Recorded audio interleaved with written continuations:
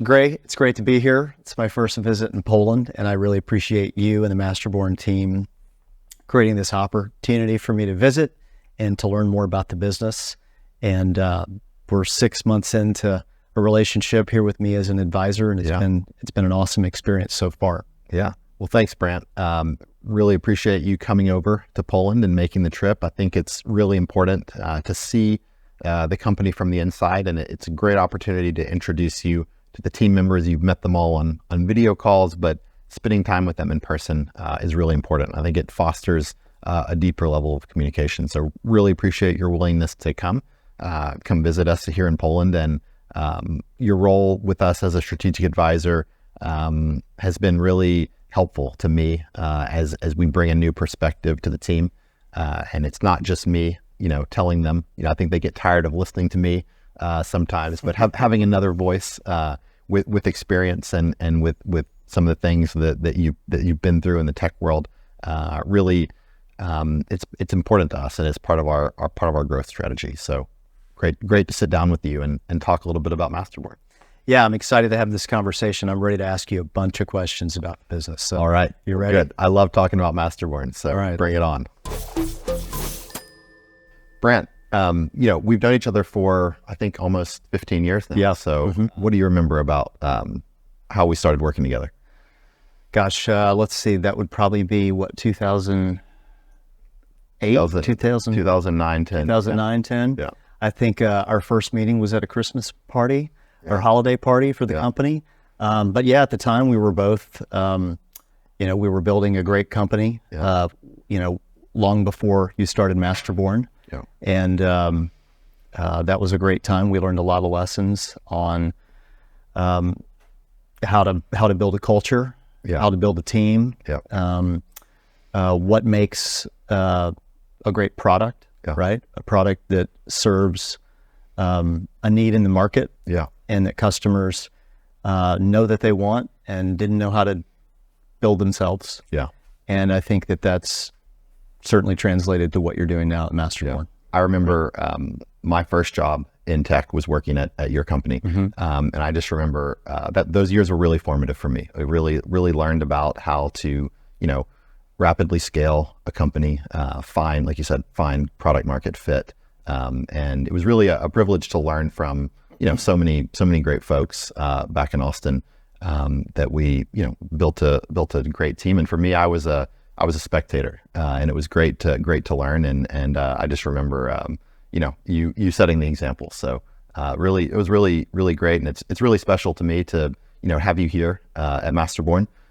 You've been helping us out as an advisor now for several months, and it feels like a full circle for me to have you here. It is, because now I see you doing the same thing. Yeah. Right. So I see the passion that you have for the company that you're building and for the team, and the thought that you've put into the culture. And I don't take any credit for it. Yeah. It's good to hear you say that you were able to learn some things from that experience we had together at Bizarre Voice. And now I see you, doing the same thing with MasterBorn, which is great. Thank you. Yeah, I had a lot of great mentors, and standing on the shoulders of B2B software giants in some ways. So great. Well, like I said, welcome to Poland. It's great to have you here in our office at MasterBorn. And tell me, how have you found Poland and the team so far? It's been wonderful. I mean, I would suggest that any customer of yours, either before or certainly during working with MasterBorn, make a visit here, meet the team, see the office, see that this is a real team with a real culture. So when I initially thought about outsourced software development, you think these are resources in a different place. Yeah. They're not members of your team, they're an extension of your team. And I think it's natural to wonder, like, what kind of culture exists in these kinds of companies. And what I found here this week is that there's a very clear culture, that the team here in Poland is very passionate about the work that they do for different clients. They're very invested in the products that are being built, so invested that they're going to bring a very productive and a very supportive skepticism, right, to really challenge what some of these founders and visionaries believe to be true about the world and the market. And so I found that it's a very committed team.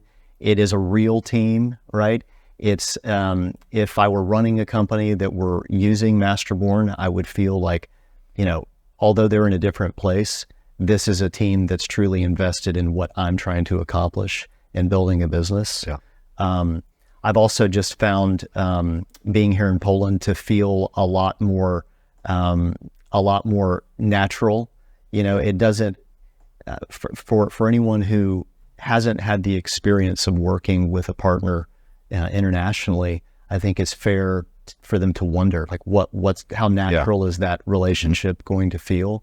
And I can say, from my observation, it feels totally natural, right? It feels like these are team members just in a different place, but equally invested in your success. That's great. It's great to hear. Thanks for saying that. So, Gray, the last time we saw each other in person was many years ago. And you were at the tail end of an experience of running a product company, a software company. That experience ended, that you sold that business. Why take this next step and start a business building software for other companies? That's a great question. So I'll kind of start the story with when we first came to Poland. So I first came to Poland in the end of 2016. And like you said, I was in this kind of B2C collaboration business. And we were really running into roadblocks with how to effectively execute our product roadmap. It was we were based in the Pacific Northwest in Oregon. It was really hard to find the right talent, product people, designers, developers, and really we weren't resourced properly. And kind of the age old question of startups is you've got a lot of ideas, you want to build it, but you finding the resources to fully execute that grand plan that every startup has is really tough. So I kind of looked around and really wanted to find a way to access a different talent pool other than California, Pacific Northwest, Seattle, kind of the immediate obvious areas to find talent. That's kind of what led me here to Poland, and that was almost 7 years ago, and it's been probably the most monumental shift in my career to kind of go from a very U.S. centered accessing this talent pool. It's been a great discovery to find such incredible, talented people here in Poland. So when we think about outsourced software development, Poland is not the first country that comes to mind. I've had experiences, you've had experiences with other places. Talk more about what you found here and why you thought this was the most strategic location to base this company. Yeah, absolutely. So, back in 2016, I also didn't know, I didn't really know anyone who was building their teams in Poland. You hear of some of the traditional suspects, maybe Southeast Asia, India, some parts of South America. But we did a lot of research. We looked at teams and companies in all parts of the world, and really we kind of came across some statistics and as part of our research, and we saw that Poland was consistently ranked top 3 in software development, which was it was new. That was new information to me. It's not the first thing you think of or I'd come across in my experience. So we decided to kind of take a chance and we started testing a little bit on the market. We luckily we were in a B2C company with over 1 million users, and we had hundreds or thousands of users with Polish IP addresses. So we did a little bit experiment with our intercom software, and we sent them all a message and just kind of we were probing the interest of if whether or not they would be willing to were interested in working with a pretty small, like under 10 person American startup. And so we got a great response, and so we planned a trip at the end of 2016, and we came over and interviewed. I remember this. I interviewed 40 or 50 people in 2 cities, Krakow and Wrocław, in 1 week. It was a very intense. We didn't really sleep. We were jet lagged the whole time, and we ended up, met incredible people that really passionate about what they do, and just really felt like we were discovering like a completely untapped a pool of talent that were really capable of executing, in an American startup way. That was just that we had never known before. As a company has grown, like we've said, we're over 100 people now.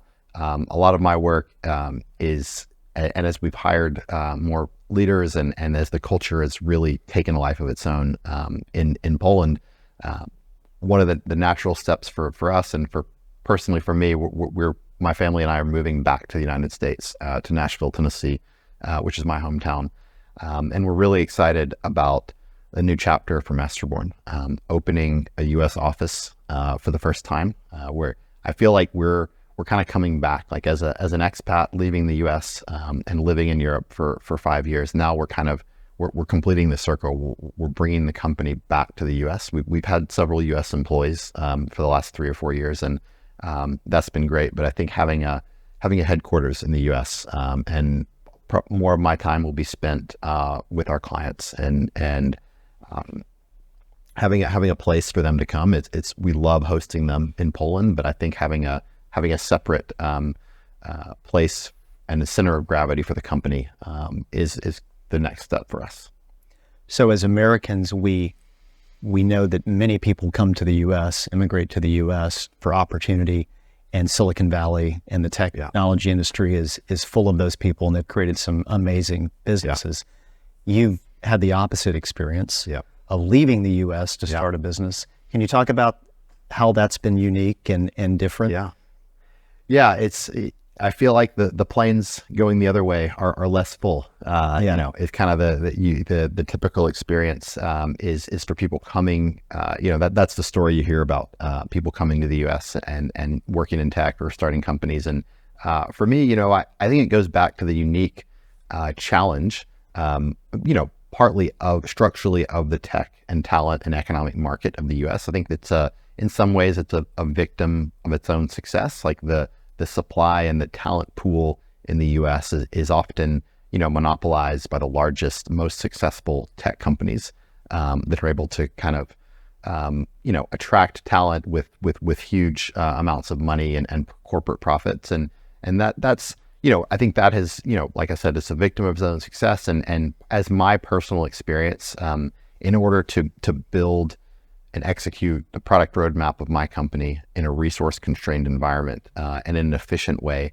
I had to leave the U.S. I had to come find talent in other parts of the world that was equally capable and that we could mold into the productive force that we needed to achieve our goals. So, I think it's been an incredible learning experience for me, and I've been able to really observe the startup culture and the Silicon Valley mindset from the outside. And I've had the opportunity and the pleasure of learning how other cultures see it. It's kind of being aware of the soup that you were born in, and this perspective has been really, I would say, like perspective defining for me as I spent time in Europe and in Poland specifically, and understood how those people view Silicon Valley and kind of been able to match the talents of the teams with the needs of the U.S. companies. I would say that in a nutshell, that's the secret of MasterBorn. So you've asked me to try to sum up my impressions of MasterBorn, both from the 6 months or so I've spent as an advisor and the week here visiting. So I'll try to do that now. Great. And I'll do it in 3 words, right? So starting from my experience as a client when we did the phase 0, thoughtfulness, I think is an attribute that comes through for me, because it was clear that the team wanted to understand why I thought my idea was worth pursuing. They did not just take it as a given that this was a good idea. They really challenged my assumptions. That's exactly what I wanted in working with MasterBorn. The second is discipline. I mean, it's clear that, especially with phase 0, that is a methodology. That is a process that has certain steps to get to the result that I wanted as a prospective, company founder again. The third is fun. And that's been obvious here on this visit. I mean, you can see in the office and you can see in the marketing that your team does to attract new talent that this team likes to have a lot of fun. Yeah. And so I think that makes for a great partner, because you want a partner that is very committed to your success, that you can trust as consummate professionals. They know exactly what they're doing. Yeah. But you also want to know that they have personality and that they take pleasure in what they do. Yeah. Because that's really going to benefit you at the end of the day. Yeah. Yeah. Thanks for sharing that. I think that one of the things that I've noticed in doing business with American startups and hiring, talent in Poland is it's a great mix. When you get the mix right, like you mentioned discipline, I think that the teams are very accountable. They're very disciplined. They're very process oriented. And I think that this is in some ways an antidote to the chaos of startup world in the US, like Silicon Valley chaos, meets a little bit of a Polish process. It's a magical recipe, I think, when done right. And you need to kind of inject that little bit of being crazy enough to change the world from Silicon Valley, and you bring that, and we inject a little. We call it the American startup mindset. We teach that at MasterBorn, and bring in a little bit of that with a little bit of the incredible discipline, education, and drive and accountability and personal responsibility of the Polish talent and teams generally. It's a great combo. So you've invested a lot in creating a product team, right? And the product owner is a really important role. It is at MasterBorn. Yeah. Why is that so important? Can you talk about the key challenge in building these types of products and why that role is so critical? Yeah, absolutely. One of the things that I've learned in my career so far in working with tech, software is the output. Software is the thing that gets created, and it runs the app, and it creates the user experience. That's what everyone sees, and that's typically what everyone thinks that they want. I come across this perspective all the time with people who are starting companies. Just because you start a company doesn't mean you necessarily know how to build software. And it's inspiring to me that so many people are willing to try to build companies. There's a real spirit of innovation, and in the United States especially, and many people are trying. And I think one of the things that we bring to our clients is this expertise. So we've seen, I've talked to, in the last 4 years and really the last 15, I've talked to 500 or more founders. It's part of the thing I enjoy most of what I do is listening to people who want to bring a new idea into the world. The reason they're talking to me is because they need a partner to make that happen. I see my role as someone to help them execute the vision that they have in their head. And the learning that we've had is that it's not all about software. Software is the output. The inputs, how you get to the software, really comes with clear thinking, clear product market fit, design, and product. So at MasterBorn, we've invested, as you said, a lot in a product team. We have 15 product owners now in MasterBorn. We also have almost 15 product designers. One might expect MasterBorn to be mostly developers. However, almost 30% of the company are not developers. We also have Scrum Masters, quality assurance people. It's not just about development. And what I've learned, and we've built 100 prototypes and 30 full functioning products in the last 4 years. The role of the product owner is really key in clarifying the client's vision.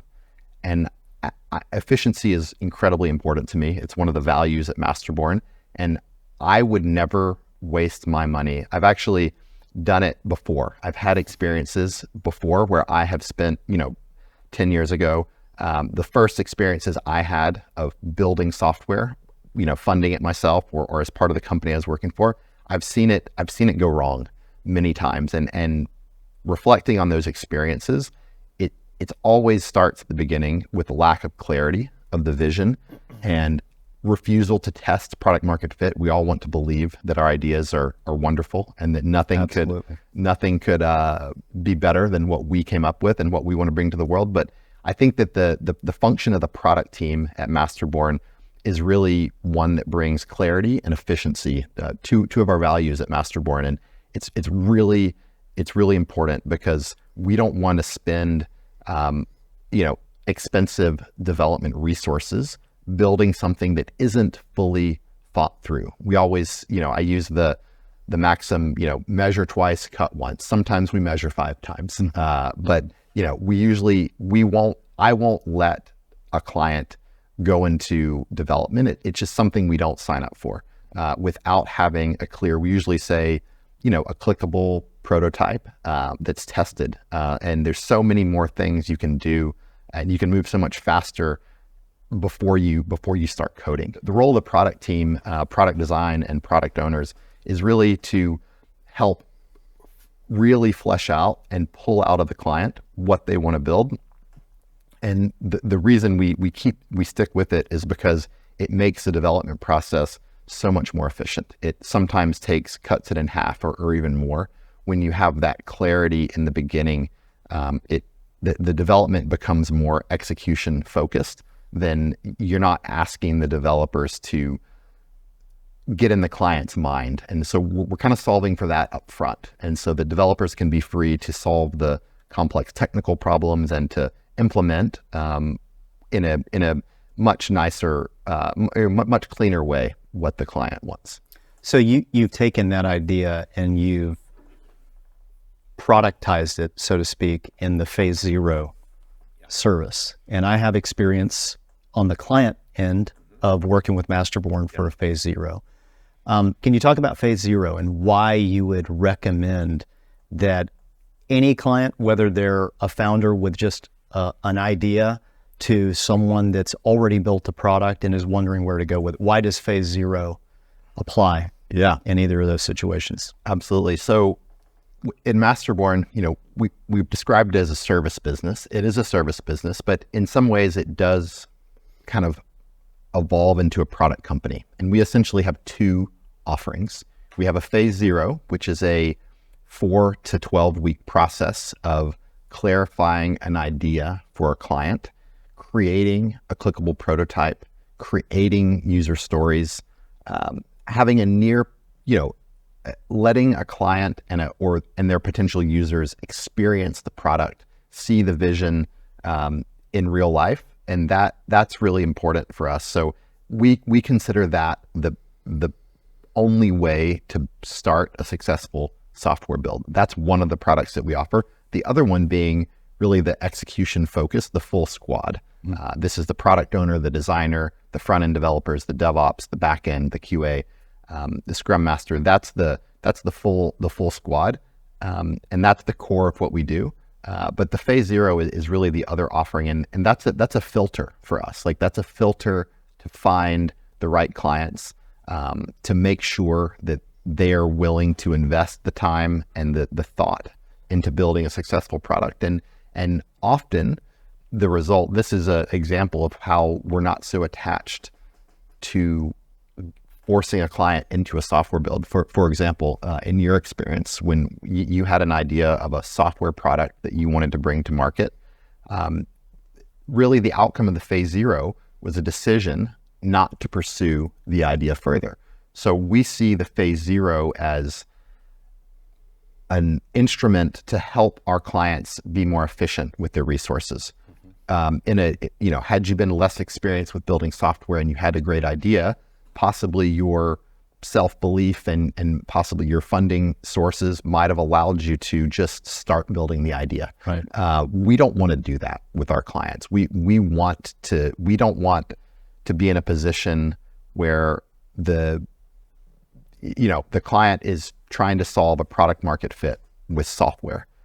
Software's rarely, if ever, going to solve the product market fit problem. And so we just decide we want to solve for that earlier in the process before we involve the rest of the team. And frankly, as a manager of a team, it goes back to stability again for the company. So for our team, we learned this 4 years ago in some of the first projects we did. Engaging developers in a not fully baked idea it's not fun for anyone. It's not fun for the client. It's not fun for the managers of the team, and it's definitely not fun for the people actually doing the work. There's very few developers that operate in that hyper uncertain environment and can kind of read the mind and build what's those are very rare instances. And I don't, if you're going to do this multiple times, I don't ever advise anyone to hope that the developer can do the design, the DevOps, and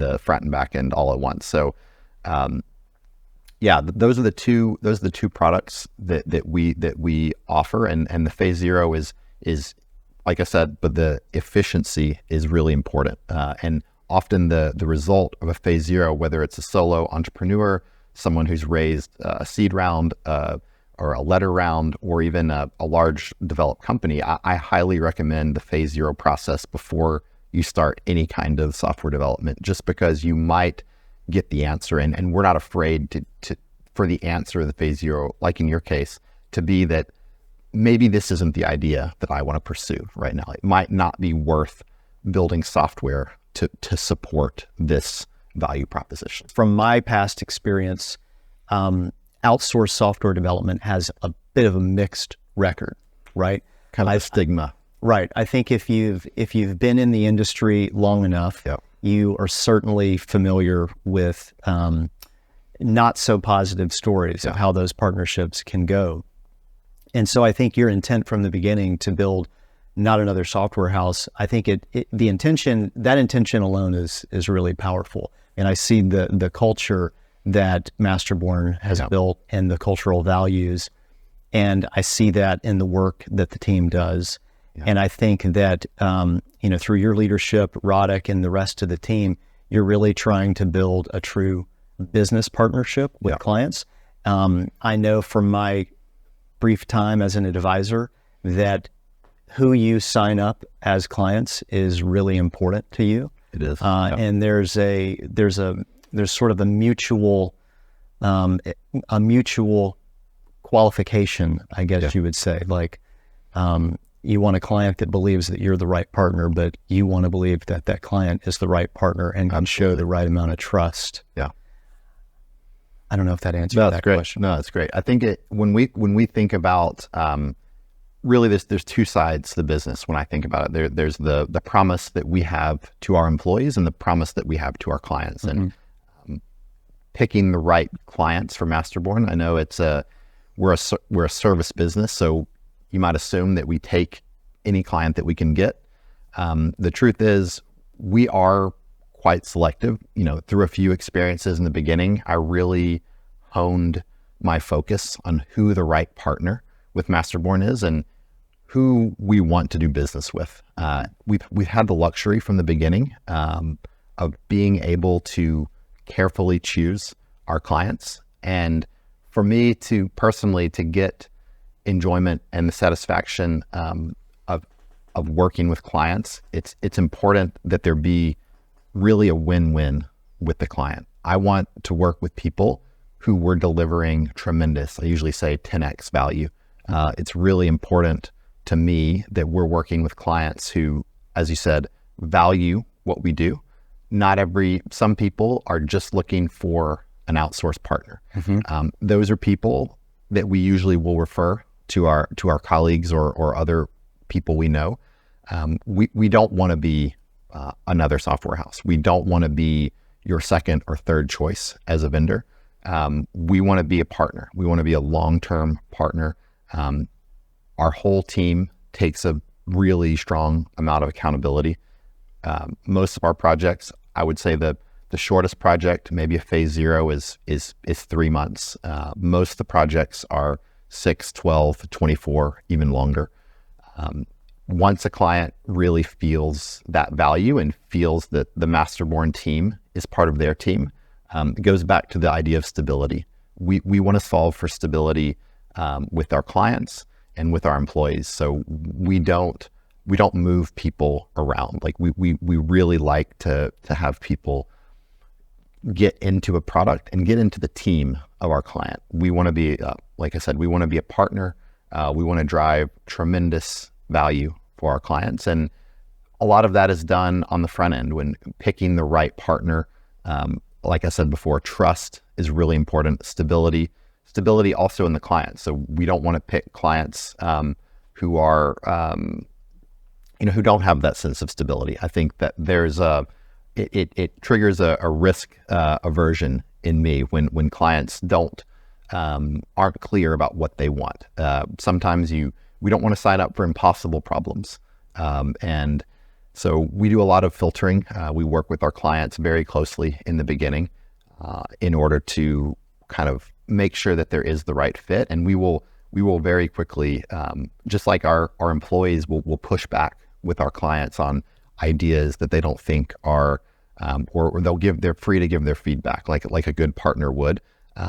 Same thing, we don't take every client that we could work with. We are selective, we do push back, and we do, I really feel my role is more as a consultant, and I really feel that specifically with the founders that I work with, I want them to be successful in executing their product roadmap, whether it's with us, with someone else, or building their own team, or even building their own team in Poland. We worked with founders and CEOs to do all of the above. We've sent them to other partners. We've helped them start teams in Poland. It's not like I said before, it's not transactional. We really want to be a great partner. And it's important to us that our clients are successful and that they trust us. Let's talk about client success stories, because up to this point, we've just talked about clients generically, projects generically, but you've had some great success stories, some clients that have been with you a long time, some clients that have started from literally the idea, including a mutual friend of ours. Can you share any of your favorites? Yeah. Maybe favorites is the wrong word, but some of the best stories, client stories. Yeah, I think that one of the most important stories, there's a couple clients that are kind of integral to the DNA of MasterBorn. I'm thinking about Riskalyze and even Occam in the beginning. And I would say the first kind of full expression of MasterBorn came in the form of Tentacle.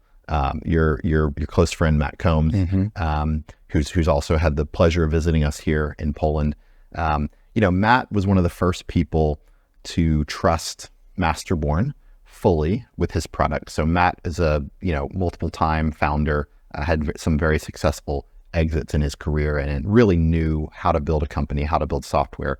And after his last exit, which you were a part of with him, he had a new idea to solve a very important problem, which was dear to my heart, around security questionnaires for B2B SaaS companies. And this was a topic that, I, as an attorney, and I filled out many of these, and as a startup founder, I really resonated. The value prop really resonated with me, and the Matt's trust of MasterBorn was evident from the start. He took a chance on us in some ways, and I think that the work that we've done for Matt, and he also, I love the example of Tentacle, because Matt didn't have a technical co-founder as part of the business, and that's a really, that model it's really nice for our team, because really our team was his technical co-founder. We were his CTO from the beginning, and I think Matt had a lot of foresight, and he's had so much experience in the industry that he understood the value of not having a CTO and having a really clear, his product idea was going to be executed by our team. And I think that our team, our fully functional team with designers, product owner, QA, Scrum Master, developers, they really have been Matt's. That we've served as nearly the whole function of the technical team. He's hired other developers since then to augment. But in the beginning, MasterBorn built his MVP, and that was a really a watershed moment in kind of my understanding of the best way to build software. And Matt really trusted us, and so we're always grateful. And I think that we've held up our end of the bargain as well. So what do you and your team learn from working with a serial entrepreneur like Matt? Yeah, I think that in some ways, Matt kind of set the standard for the types of clients that we want to work with. The level of trust that Matt had for us is that was instructive for me as we were kind of getting started. Matt came in about 6 to 9 months into the MasterBorn, so he's definitely one of the early clients, and he's been with us for 3 years now. Mm-hmm. And we learned able to see a founder who had this clarity of vision and was willing to trust us really kind of set the mold for the types of clients that we wanted to work with in the future. And so kind of building on the legacy of Tentacle, pretty quickly after that, we started working with the client ClickFunnels. And their co-founder, Todd, was introduced to us by my first mentor, Stephen Collins. And they were building something, they had bootstrapped a $100 million in revenue company. So I really felt, was really impressed with his vision. And he also trusted us fully to execute their product roadmap for a product called Payments AI that they were building that was solving a very clear problem that their clients, that they had encountered in the fintech area in their business. And so between, what we learned from Tentacle, we applied in Payments AI, and I really feel like the skill of the team and kind of this lens with which we approach our work and execute product roadmaps has really sharpened with every client. And thanks to the early trust of people like Matt and Todd, MasterBorn has gotten even better. I like to say every month, really the muscle memory in MasterBorn is getting stronger, and we're able to more ably work with our clients. Mm-hmm. So I know you as a professional colleague. I also know you as an athlete. That's a big part of your life. How does that part of your life and your experience translate to running a business like MasterBorn? Yeah, that's a good question. Sports and competition have always been a really important part of my life. I see it as a arena to test myself in a very low consequence type of way. You can go out and push yourself and find your limits in a way that doesn't matter. You're going to run a certain time or a pace, and you're going to do it or you're not, and it's very binary. It doesn't really matter. Nothing. The world doesn't stop if you don't hit your personal goal. So, but it's a way to really test myself, and I think that it translates into the company. Personally, it can't help like my personal interests kind of becoming part of the company. And so we've seen that in, I would say the two of the areas where we are working the most at this point are fintech and sport tech. Mm-hmm. And so just having a passion for, the other thing with sports is like finding people who are interested in their health and fitness and competition. They usually tend to make really good employees. I learned this from Stephen Collins, my mentor, is that, hiring people that have a talent or an interest in another area besides work, usually, bring that same intensity and passion and sense of excellence to their work. So I think it's a natural complement. I also personally have been fortunate to do a lot of networking through sports. When you're spending time running or cycling or hiking with someone for hours, you learn more about them, and you're able to connect with them on an even deeper level. And that has really built part of my own personal and professional network, which is evident in the clients with MasterBorn. I like to enjoy training and runs with many of our clients and our employees. So I think it's a natural complement for the business. When is the first MasterBorn branded half marathon here? Yeah. It's I'm not sure, but I hope that we're in a position to sponsor. One of our clients, Super Sapiens, is kind of setting the tone there. They've sponsored some big races in the world, really big ones like London Marathon and Mallorca 312, and that's a dream of mine. I think that in time, I think sponsoring and putting our brand attached to a large competitive event would be a dream of mine. So here's an off-the-cuff, unscripted question. Yeah. So over the last year, what would you say is your best MasterBorn memory over the last year?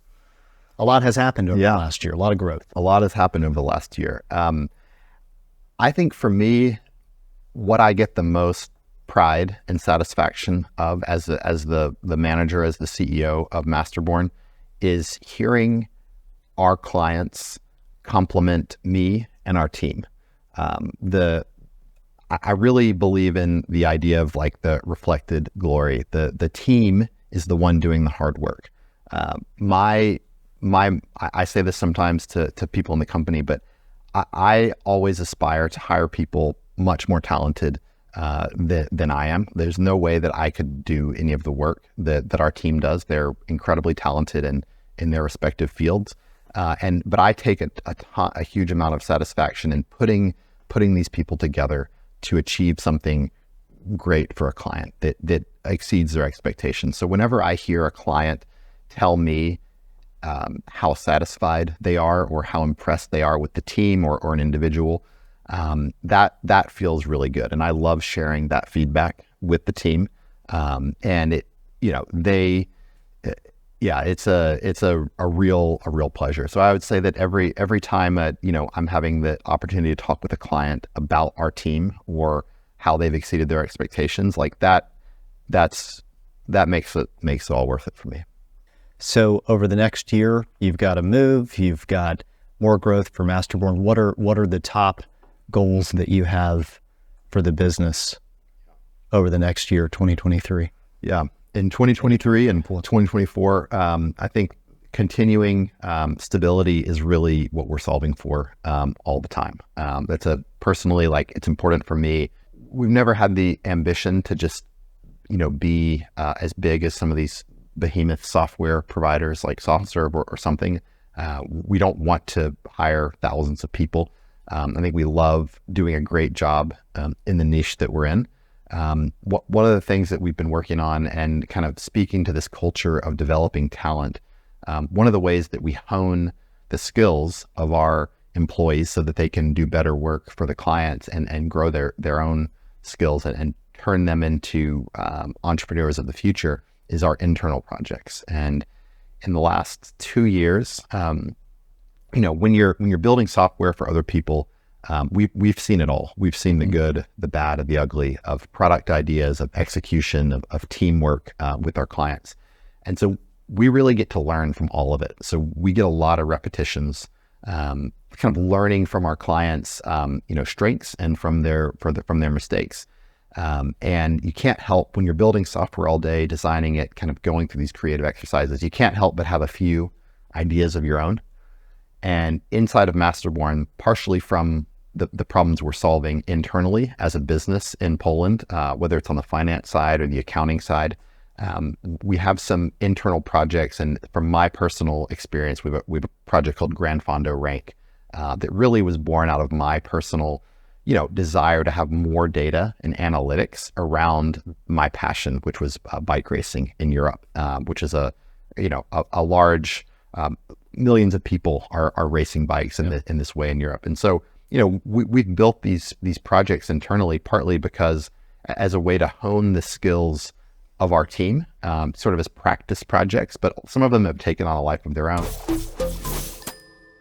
So Brant, I've really enjoyed kind of sitting down with you, and we talk all the time, but it's really nice to have a focused conversation with you about MasterBorn.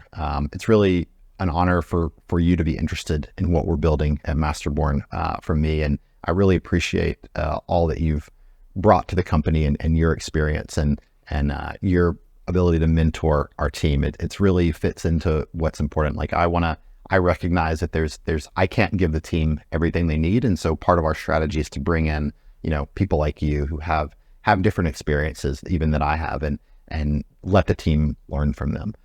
So I wanted to say thank you. And are there any closing thoughts you want to share? Well, I appreciate the chance to come here and visit you and the team. And for me, this has been a great experience because I was looking for an opportunity to get involved in this kind of business that is international, that is pioneering a new way to build technology companies. Yep. We know how challenging that has become in terms of finding the right talent. Building a great product is always challenging, but finding the people to do it is one of the big bottlenecks of building companies in the U.S. And I was really curious to see a company like MasterBorn from the inside. So thank you for giving me the opportunity to do that. It's been a great learning experience for me. And I look forward to many more conversations about how this company's growing and what your goals for the future are going to be. Yeah, great. Well, it's been a pleasure, Brant. Thank you so much. Thanks, Greg. Yeah.